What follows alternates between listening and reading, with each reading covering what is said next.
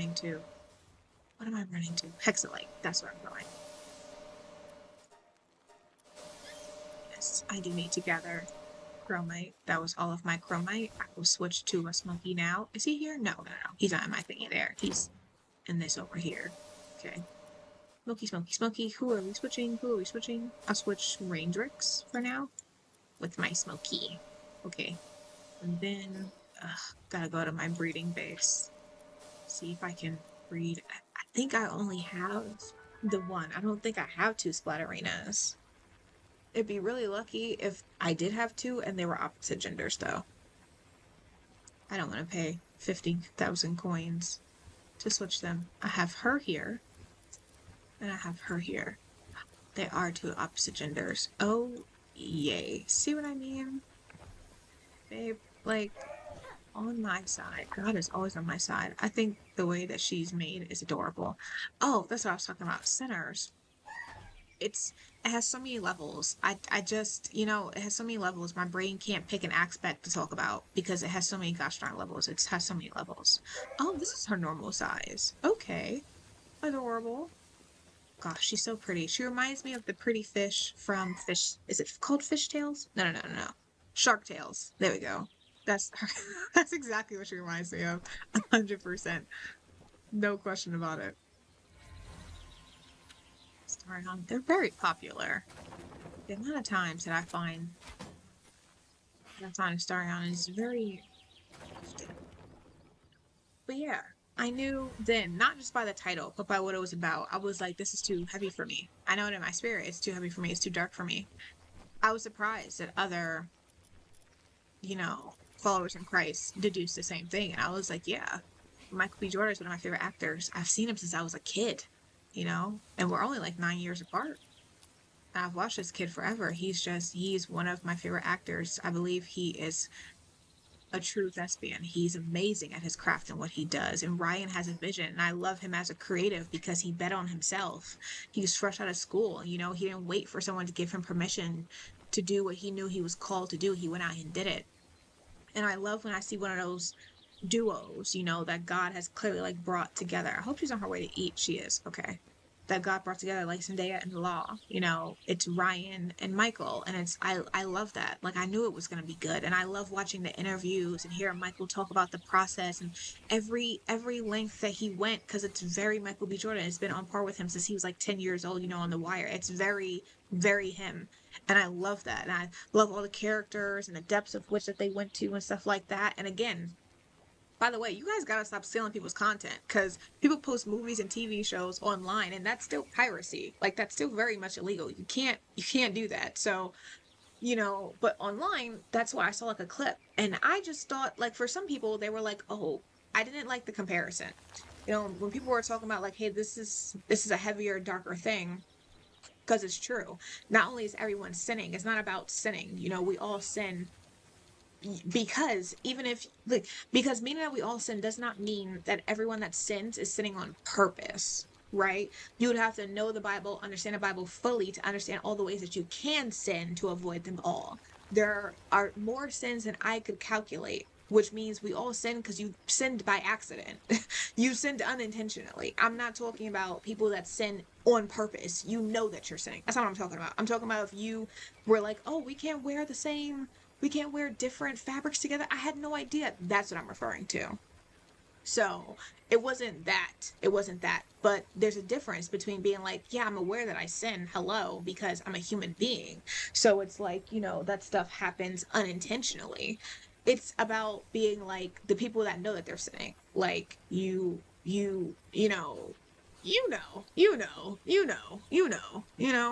a certain time and period in your life where you're just like, if I can get away with that, if I can get away with it without certain consequences that they see as tangible, they'll do it. Like if you're like, oh, if I'm not gonna get pregnant, because why not? That's what I'm talking about. So there's a difference between being like, oh, I can sin, or I'm aware that I do sin, and being like, my life is full of it. I've deemed myself around it. This is like what I do. People that like, for example, someone that has no discipline, period, in anything. You have no discipline. So that's a lack of fruit of the spirit. That is, sinful behavior. So people brought that up. A lot of other people was like, "Oh, you're just saying that because the movie is, it was created by African Americans. It brought in a lot of our culture and so on and so forth." And I was like, "That's a weird take. Why would you think like I don't like that because that's just I don't respond to people that are that unintelligent. I don't because you heard them say, "Hey, this is a movie that's heavier. It's heavy, it's dark, it's not for everyone," which can be said for anything. It's not for everyone. Cheese isn't the devil because some people are lactose intolerant. That's not what we're saying. But influence is real. People are learning that in some ways. They've only brought it to music first, where they're like, certain frequencies and certain songs. If you keep singing it, there's power of the tongue. You're manifested that quote unquote into your life. That's called influence. You're being influenced. You listen to an artist that's really sad and heartbroken, and everything is them being obsessed with someone else, and their whole life is based around this one person. Like, ultimately, they're worshiping that person, to put it in biblical terms, that is making that person an idol. But in human terms, you're obsessed with them. They are your everything, and that's not a good balance. That's a very unhealthy balance, And you listen to that song, and then certain things start coming from your perspective. You start speaking that way of thinking into your own thinking, because you've given it power because of how often you listen to it, how often you brought it in. That's influence. Same thing of what your parents told you when you're a kid. Be careful who you're friends with, because where they're going in life, they may lead you into ruin because you're walking with them. You're walking with them. So be aware of that. That's influence. That's influence. And so other people were like, it's just a vampire movie. And they were comparing it to Twilight. And that pissed me off because, respectfully, Sinners is nothing like Twilight. Like, I could tell, I saw like what, two interviews, two, I don't know what you would call it when the movie's being introduced. It's not a trailer for the movie, but they're not being interviewed. It's like it's the promotional part of the tour where we're just kind of talk about it, like what would happen, like basically right after Sundance, that aspect. And so it was only talked about like what it was going to be about. It was like Ryan talking about the movie, but only a little bit, because I could tell that Ryan, kind of like Sims, they want you to come in and be surprised. Kind of like what happened with Black Panther. A lot of people didn't know that it was going to be so socially aware and so consciously aware of the experience of African people to African American people. They had no idea that it was going to be, they thought it was going to be a superhero movie. And I think some people, that lack discernment, they're not aware of the Holy Spirit. So they're not, their brain is still kind of asleep. They weren't aware that when Ryan was talking, when he was like, "Oh, is this version of this?" I could tell. I was like, he's like, "Okay, it's about music, it's about our people, and there's vampires." But I got this feeling of a third element. Like with M. Night Shyamalan, there's always a third element. There's always a third something that's not talked about. I was like, this movie isn't about humans to vampires. I know that for a fact. I can tell there's something deeper. I can tell there's something more potent there. That there's a third factor that they're not talking about on purpose, so you can feel it and see it, because that's the whole point of art. Films are art. That's the whole point of art, is to make you connect to it, and that's where influence comes to play. You have to be careful what you connect to.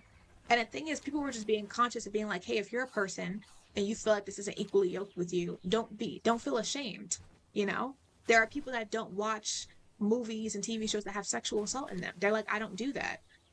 And no one's going to be like, well, why not? What are you saying? Like, no one's going to do that. No one's going to give you a hard time because that's your prerogative. There are some people that don't do action movies, and don't do rom-coms. It's not their bag. That is okay. But when someone's biblically like, yo, God that runs and creates everything, like when we all die, because we all will, all of whom we have to face, he told me, don't get jiggy with this. And respectfully, I care what he said more than I care about your acceptance of what he told me. So other people went online to say that because they had to let other people know that may not feel, as comfortable in their conviction yet, that may feel easily guilted or controlled by people around them that aren't comfortable with you following your conviction, to let them know, like, hey, it's okay to be like, yeah, you guys can go, I'm not going. And I was right. I caught a clip because I knew I was right. No one was going to change my mind because I know what the Holy Spirit told me. What are we going to argue about? But that's what pissed me off. I didn't like the comparison to Twilight because I'm like, respectfully, I love Twilight. I'm not a part of the community of like, oh, it's cringe. It's not. It stands up today. If someone's never seen Twilight, had any reference of it, they would see it today and have the same feelings that we got when we were 12 and we watched the movies. Because they're good. There's no way around it. It is good. I do wish that the director of the first film stayed on for the rest, because I would have loved to have seen Twilight in that light, you know, like with the blue lighting, like the blue, you know, overcast. I would have loved to have seen it that way, truthfully. I'm very curious how the characters would have kept going, you know, if we stayed true to what the first movie was building. But I love Twilight. And they compared the two. And I was like, no, Twilight really is a vampire movie. I feel no way when I watch Twilight. It really, truly is a vampire movie. That's it. It's just like Vampire Diaries. It's just a vampire movie. That's it. It's just vampires. Sinners is not that. Vampires is an element. That was not the main focus. That was not what you were supposed to take away. It's completely different. Sinners is deep. It has depth. Because Ryan has depth. And Michael loves depth. Like, what are you talking about? It's disrespectful to Sinners to compare it like it's just like, no, it's not. It's nothing like Twilight. Sinners is rooted in so many different parts of multiple different African cultures, actually. Like, what do you mean? There's a heaviness there, bro. When I caught that clip of, because all the actors and actors, most of them I have a reference of, you know, especially the big guy. I call him Green still, because that's the name that he had on Ballers, but I've seen him in many things, but I don't know, the green just kind of, it just fits. And so when he comes in, you know, and he walks up to the door and he's acting different and everybody's energy switches, I could feel, I could feel what was meant to be felt, the heaviness, the darkness that came off of him, to show that he was different. His soul was no longer intact. He didn't have his soul anymore. He's a soulless being. Like, you know, the fear that the people in the barn felt, not in that same scene, but I could feel their fear. I could feel the flesh, you know, when they were partying before that, how everyone's working in their flesh. That's the thing. You know, there are people that sin, because we all sin, but there are people that are sinners. That is what they do. They feed into their flesh all the time, in all ways. They feed into it. They keep it active and alive. They don't discipline it. They don't keep their flesh submitted to them. That's not what they do. And I'm like, that you have to be careful, especially depending on where you are in your journey, in your walk. You could be on your walk for a long time and just hit a period where you're like, you know, your flesh is just kind of acting up.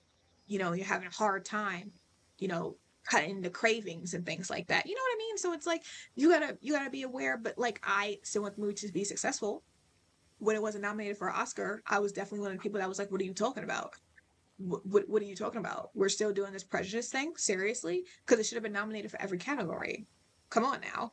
Like, because two things don't happen at the same time. I can say it's not for me and still not wish its demise. Not the same thing. Not the same thing. I know it's not for me.